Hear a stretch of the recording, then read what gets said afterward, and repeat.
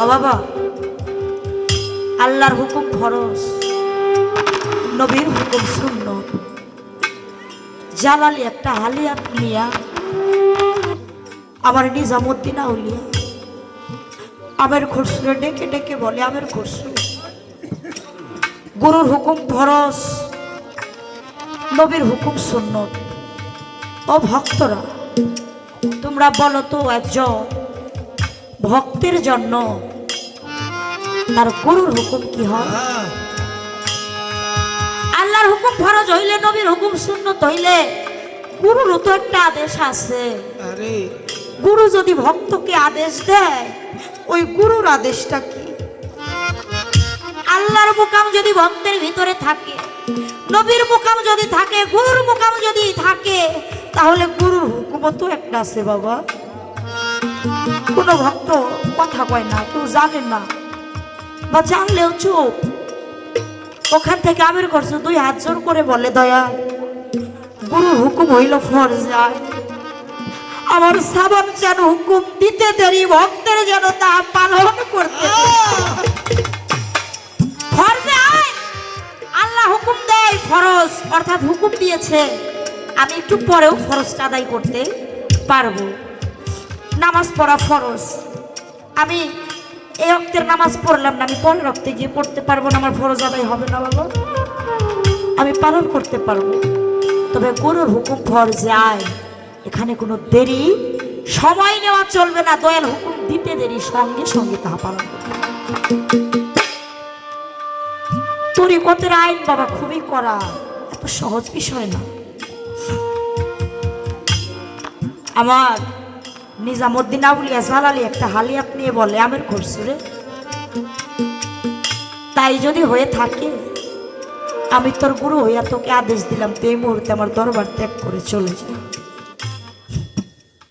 আমার খসরু মনে মনে ভাবতেছে, দয়াল এটা কি বলে, এমনি এমনি বলে নাকি? বলে, দয়াল, আপনি সত্যি কি আমাকে যাইতে বলতেছেন? বলে, আমের খসরু, তুই তোর নিজের মুখে স্বীকার করেছিস গুরুর হুকুম ফরজে আইন, এখন তুই ভেবে দেখ তুই কি করবি। আমের খসরু তুই চোখের পানি সাইরা দিয়ে বলে, বান্ধব, আমি আগে যদি জানতাম আমার সামান যান তোমার কথার জবাব দিলে তুমি আমার দরবার থেকে তাড়াইয়া দিবা, আমি তোমার এই কথার জবাব দিতে চাইতাম না। আমি এখন কি করি বান্ধব? আমি যদি দরবার থেকে চলে না যাই, ভক্তের খাতার থেকে আমার নামটা কাটা পড়ে যাবে রে। আর আমি যে দরবার থেকে চলে যাব, আমি কেমন করে আমার সামান জাতের সোনার বরের রূপটা দেখি?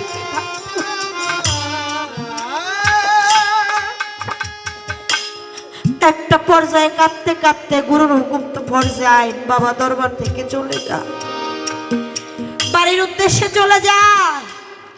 ভক্তরে তাড়াইয়া দিয়া গুরুর মনে শান্তি নাই, কারণ আমির খসরু তো প্রকৃত ভক্ত, ও তো গুরুতে লয় হয়ে গেছে বাবা। এমন একটা স্কিরটরি প্রেম,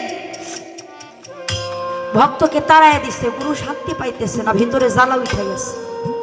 অন্যান্য ভক্তদের ডাইকে বলে, তোমরা একটা কাওয়াল ডাইকা আনো, আমার কেমন জানি অশান্তি লাগতেছে। আমি কাওয়াল ডাইকা আমার অশান্ত মনটাকে আমি একটু শান্ত করতে চাই কাওয়ালের গান শুনে। মানুষ দুঃখ পাইলে, কষ্ট পাইলে, যন্ত্রণায় থাকলে দেখবেন গান শুনলে মনটা হালকা হয়, যন্ত্রণাটা একটু হালকা হয়। কাওয়াল ডেকে আনলো, রাত্রভর কাওয়াল গান করে, কাওয়ালের গান শুনে টাকা পয়সা অনেক কিছু নিজামুদ্দিন বাবা দান করে। দয়ালের ক্রীড়া খেলা বাবা, একটা পর্যায়ে বাবার পায়ের খরম জোড়া কাওয়ালকে দান করে। কাওয়াল বড় খুশি হয়, কেননা এটা তো নিজামুদ্দিন আউলিয়ার জুতা, ওই জুতা পাইয়াও কাওয়ালের জীবন ধন্য। ফজরের আজান পড়ে যায়, দরবার থেকে বাড়ির উদ্দেশ্যে রওনা হয়। যে রাস্তা দিয়ে হাইটা হাইটা যায়, ওই আমির খসরু বাড়ির সামনে দিয়া হাইটা হাইটা। কেমন ভক্ত, পাওয়ার দেখেন বাবা। আমার খসরু ঝরে দয়াল দয়াল বলে কাঁদে। হঠাৎ কেন জানি আমার নিজামুদ্দিন আউলিয়ার গায়ের গন্ধ তার নাকে চলে যায়, গ্রাম চলে যায়, দুই চোখের জল দিয়া বুক ভাইসে গেছে বাবা। মনে মনে ভাবে, হারে দুঃখ চোখের ভিতরে একটু সুখের আভা দেখে, ভাবে আমার পাগল তখন কোন হালাতে ছিল আমার তারাই দিচ্ছে, এখন বোধ হয় এই কাঙ্গালের কথা আমার সবার ভাগার কথা আমার নিজামুদ্দিন আউলিয়ার মনে পড়ছে, হয়তো আমার বাজারে এই কাঙ্গালের গৃহে আসছে আমাকে ডাকার জন্য। দৌড়াইয়া ঘরের বাহির হয়, রাস্তায় এসে দেখে কোথাও তো নিজামুদ্দিন বাবারে দেখা যায় না, একটা কাওয়াল হেঁটে হেঁটে যা, ওই কাওয়ালের হাতে এক জোড়া খড়ম, ওই খড়মটা কেন জানি অনেক আপন আপন মনে হয়, ওই খড়ম দিয়ে কেন জানি আমার নিজামুদ্দিনের পায়ের গ্রাণ পাওয়া যায় রে। কাওয়ালকে ডাইকা বলে, ভাই কাওয়াল তুমি কই গেছিলা? ও ভাই এই খড়ম জোড়া তুমি কই পাইলা? কাওয়াল বলে, আমি নিজামুদ্দিন বাবার দরবারে রাত্রে ভর গান করেছি, বাবা খুশি হইয়া আমার টাকা পয়সা অনেক কিছু দান করেছে, পরিশেষে বাবার পায়ের খড়ম জোড়া দুইটা আমাকে দান করে দিয়েছে। আবের করছো মনে মনে ভাবে, আহারে আমার পাগল খড়ম জোড়া দুইটা দিয়ে দিল কাওয়াল রে, আমার পাগল কি খালি পায়ে হাঁটতেছে নাকি কি করতেছে? আমার বন্ধুটারা তো আমি আজ কয়েকদিন হয়ে দেখি না, এই কাওয়ালের কাছ থেকে আমি খড়মটা নিয়া এই খড়মটার উসিলা করে আমার দীনবন্ধু রূপটা দেখে আমি যদি মরেও যাই আমার জীবনে আর চাওয়া পাওয়ার কিছু থাকবে।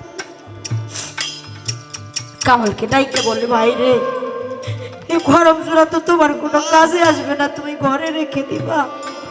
ও ভাই এই খড়ম জোড়া আমাকে দিয়ে দাও না, এই খড়মটা নিয়ে আমি আমার বাবার দরবারে গিয়ে আমার নিজামুদ্দিনের রূপটা আমি পরাণ ভরে দেখি। কাওয়াল বলে, আমি তো আমার গানের বিনিময়ে খড়ম পাইছি, আমি তোমারে খড়ম দিব, এর বিনিময়ে তুমি কি দিবা? বলে, আমার কিবা ধন আছে, আমি কিবা দিব রে? আমি যেদিন আমার সবার চাঁদের চরণে বিনামূল্যে দেহ মন প্রাণ আমার খালেক চাঁদের চরণে সমস্ত কিছু বিকাইয়া দিছি রে, আমার বলতে তো আমি কিছু আমার কি ধন আছে, আমি কি ধনী দিব? ও ভাই আমার যে বাড়ি ঘর ভিটা মাটি টুকু আছে, আমি এ দিয়ে কি করব? আমার এই সবের দরকার নাই, আমার এই বাড়ি ঘর ভিটা মাটি টুকু তুমি নিয়ে নাও, এর বিনিময়ে আমার দয়ালের খড়ম জোড়া দুইটা আমার দিয়ে দাও। কেমন ভক্ত বাবা দেখে, গরুর এক জোড়া জুতার জন্য বাড়ি ঘর ওই কাওয়ালকে দান করে দিল।